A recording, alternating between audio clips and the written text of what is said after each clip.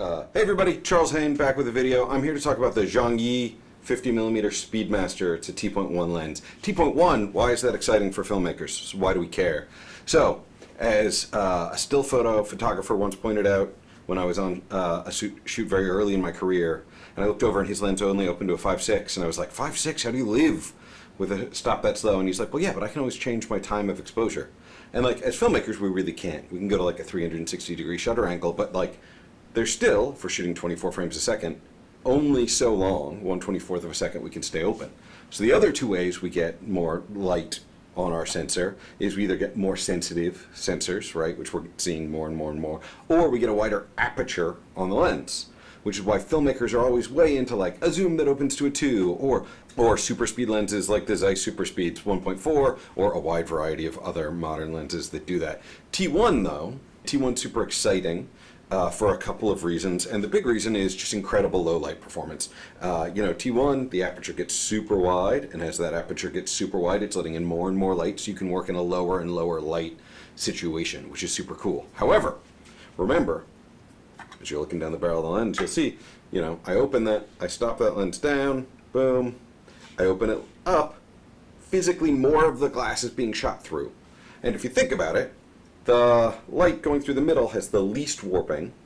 The light going through the edges warps the most, because it has to get bent back to the sensor there in the middle. So you're always going to get some sacrifice in image quality as you open to your wider apertures, right? Traditionally on the Zeiss Super Speeds, they look their best at like a 2, not at a 1.4. Traditionally with T1 lenses, there's like a huge image quality drop-off when you get down in that T1 range. This lens has some image quality drop-off when you get down to T1, but it's surprisingly acceptable. So what do I mean by that? I'm going to switch over to this lens, and we're going to talk about what I mean about the fact that, like, for the price point, which is $1,000, I am blown away at what this lens does at T1. So this is the lens, 50mm at a 5.6. You see, it's the word that keeps coming up, I'm going to look at some other test footage too, the word that really comes up for me is creamy.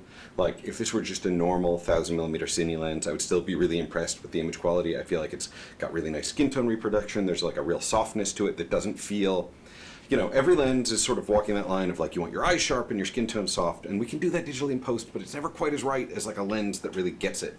That beautiful creamy, the classic Cook Speed Pancro kind of vibe. This doesn't quite feel. The bokeh on the Speed Pancro always has like a slight texture to it, which I love. This doesn't feel Speed Pancro creamy, but it feels like its own kind of creamy to me, and it looks really nice at 5.6. I'm like quite impressed. I've got some nice resolution on my shirt. At 5.6, I have enough depth of field that, I'm just shooting these alone. I measure the focus. I'm in focus. Hooray! I'm going to pop on an ND 1.5. I'm going to open the lens to a T1. Focus is going to be an issue, but we're going to figure it out. Alright, so this is the lens at a 1. Now, in the center of the lens, and I can tell that it's sharp, center of the lens, really nice. Beautiful detail on the old beard, grayer than I want it to be, some nice texture on the shirt. But you're going to notice, as I drift towards the edge here, I'm moving directly sideways. It's still in focus, but you see the detail loss? And obviously you're going to see it more exaggeratedly when I show you on this chart here. Like, take a look at the chart. You can totally see those numbers on the side are not as sharp as the numbers in the middle. It's a perpendicular plane, right? I move directly sideways, still sharp. I move out, you see texture loss. Now, do I care? Not at all, right? First off, you get this with anamorphic lenses, which people love shooting all the time. Secondly, it is a natural part of a T1, and theoretically, you could probably make a T1 that would have none of this, but it would be really expensive.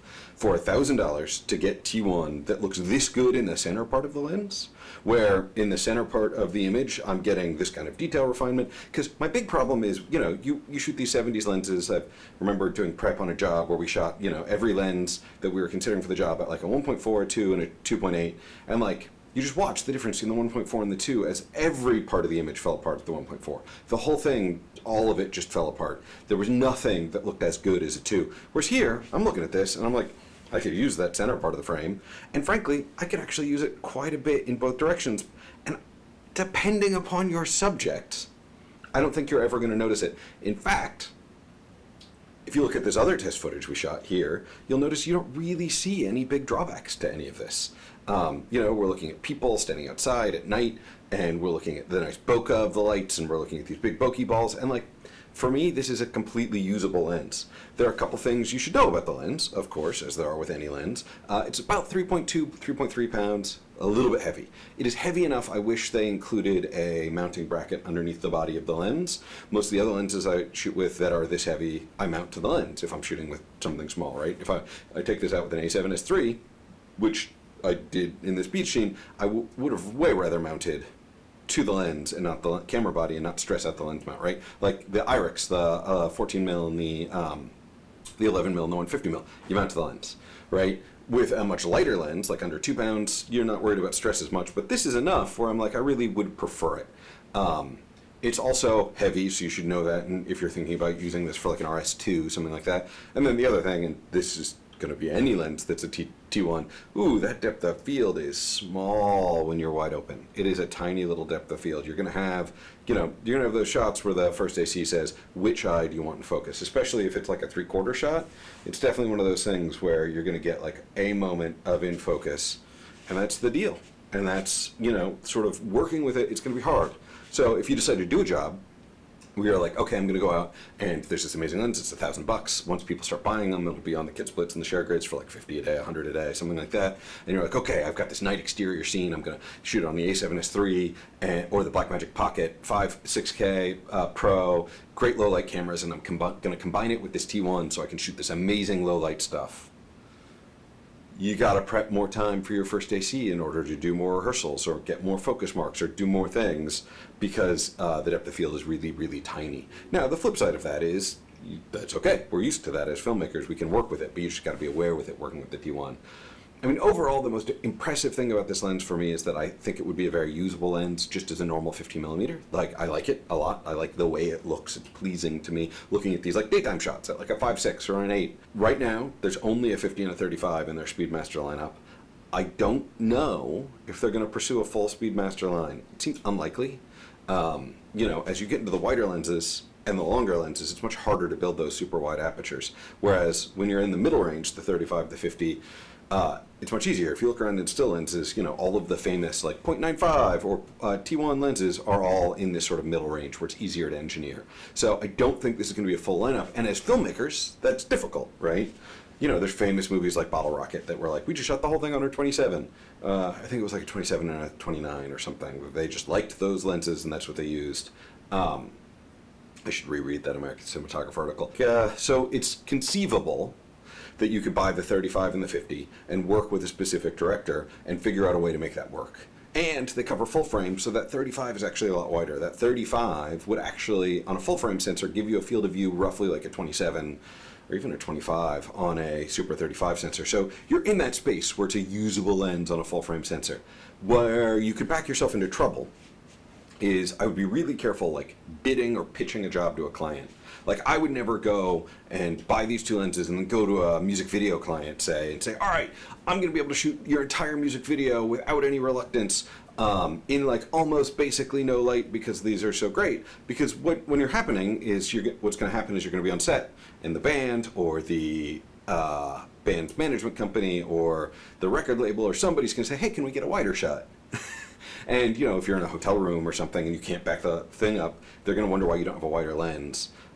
So, just be aware of that. These lenses, it's always, when you get these super high speeds, you end up sometimes limited by the, of the slowest lens in the set, right? Like if they roll out a full set of Speedmasters and it's like 1.4 for a 16, 1.4 for a 20, and then you've got these T1s for 35 and 50, you're not going to be able to use the T1 there as often because when we shoot a motion picture, we're shooting all of these different angles.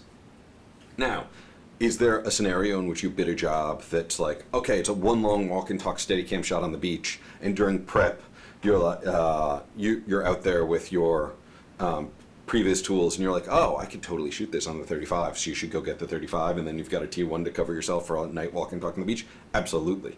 But in terms of like covering full scenes, the T1, you probably are not going to be lighting the scene to a T1. You're probably going to be lighting the scene to a 1.4 or a or a 2 even. But, you know, when you've got a camera that shoots to 3200 natively, getting up to lighting to a T2 is not that difficult. The other interesting thing about these lenses, and the reason why honestly I'm kind of tempted to buy one and keep it in the kit, is the other thing that a T1 gives you is just extra slow-mo. Because everybody always forgets, like, oh, I'm going to crank up to slow-mo. I need more light to do that.